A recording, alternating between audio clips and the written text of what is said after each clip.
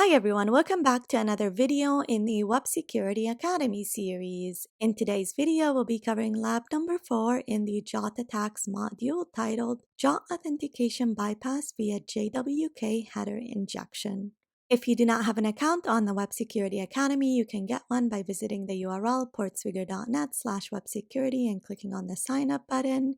I already have an account and I am logged in, so to access the exercise, I'm going to click on Academy. Select all content and then all labs,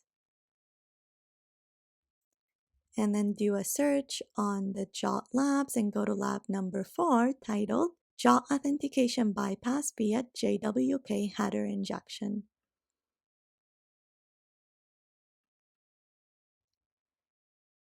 Alright, let's get started.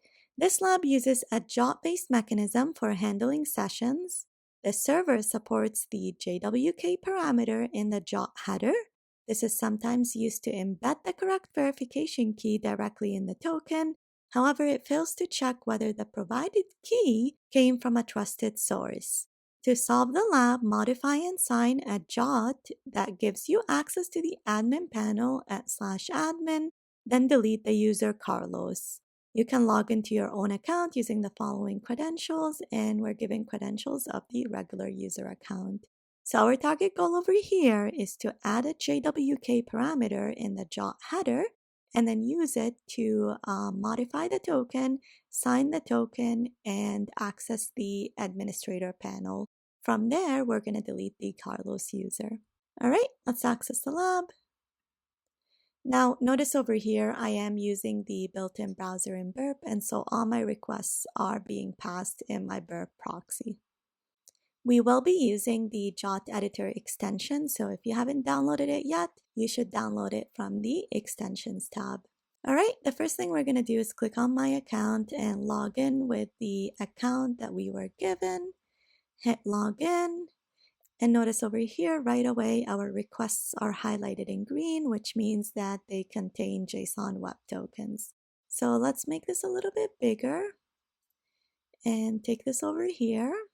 Now for the post request to the /login endpoint, we give the application our username and the password.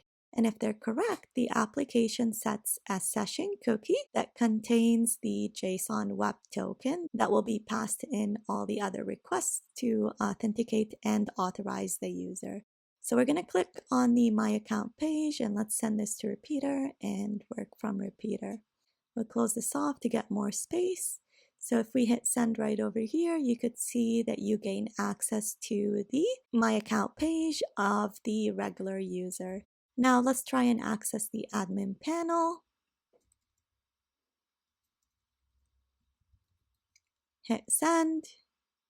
And it says the admin interface is only available for users that are logged in as the administrator. So if we go to the JSON Web Token tab over here, you could see we've got the header, the payload, and the signature of our JSON Web Token.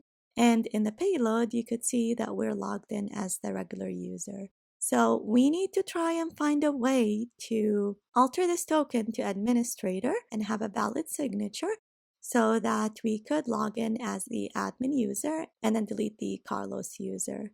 So just like I said in previous labs, there's quite a few attack vectors that you could try when testing for JSON Web Token vulnerabilities. The first one is to check if the signature is verified.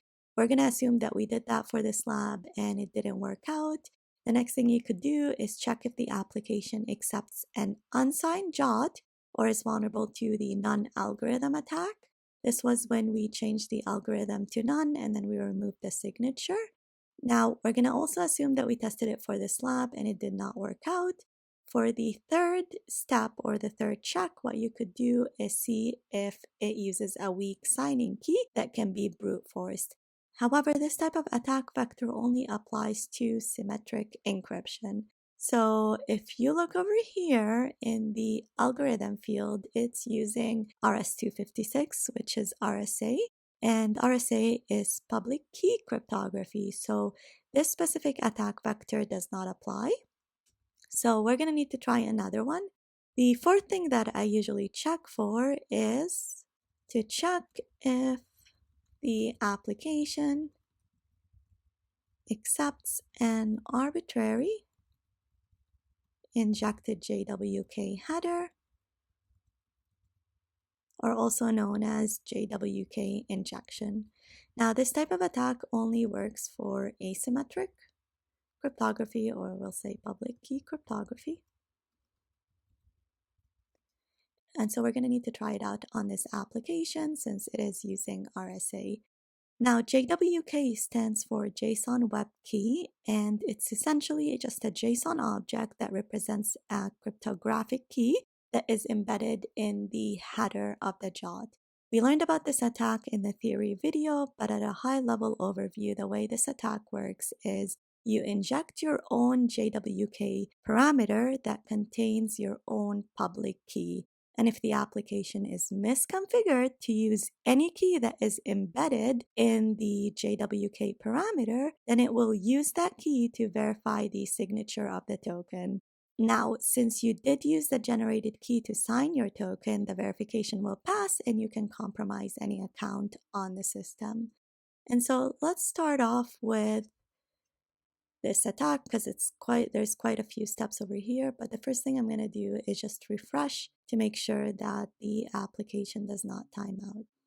All right, so the first thing is you need to generate your public key pair. So you need to go to JWT editor, click on new RSA key, and the key size doesn't matter, so we're just going to click on generate. So it generated it for us. Click OK, go back to repeater, and then under the JSON Web Token tab, we're going to go to the subject over here, change that to administrator, and then we're going to click on the attack button, and under the attack button, we're going to click on embedded JWK. And then we select the signing key that we just generated. We've only generated one, and so there's only one option for us.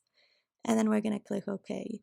Now notice over here, it added our JWK parameter, and we've got the public key right over here, and it used the equivalent private key in order to sign this token over here. And so when the application receives this token, it'll use the public key to check if the signature is valid.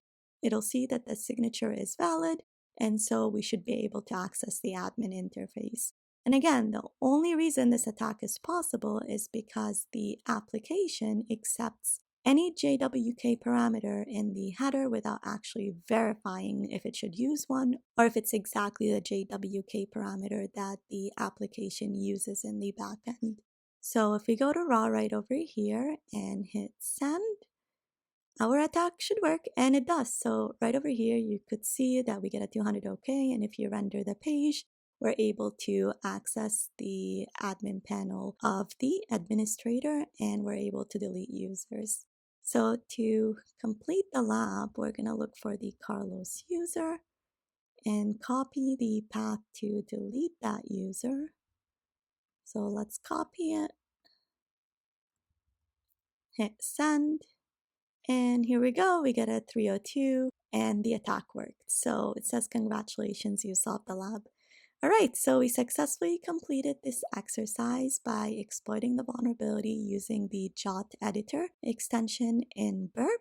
Now, we do usually script our exploits, however, because this does involve generating a new RSA key and then use it to sign the token. We won't be scripting the exercise, so I'll leave that up to you. Could technically script it on your own. You probably would need to use the OpenSSL library in order to generate the RSA key, and then from there you need to modify the token, add the generated RSA key as a JWK parameter just like we did over here, and then sign the token and then try to delete the Carlos user. So I'll leave that up to you as an exercise.